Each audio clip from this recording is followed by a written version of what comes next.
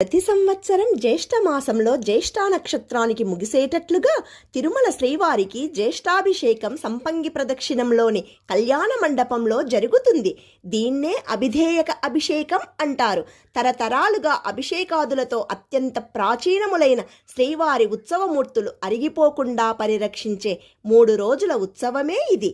మొదటి రోజు శ్రీ మలయప్ప స్వామికి ఉన్న బంగారు కవచాన్ని తీసి హోమాలు, అభిషేకాలు, పంచామృత స్నపన తిరుమంజనాదులు జరిగిన తరువాత శ్రీ స్వామివారికి వజ్రకవచం అలంకరించి పురవీధుల్లో ఊరేగిస్తారు.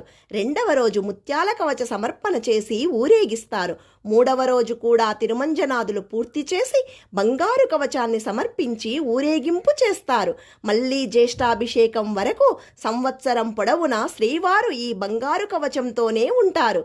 ఆర్జిత సేవగా నిర్వహించే ఈ సేవలో పాల్గొన్న భక్తులను కవచంలాగా స్వామి రక్షిస్తాడట.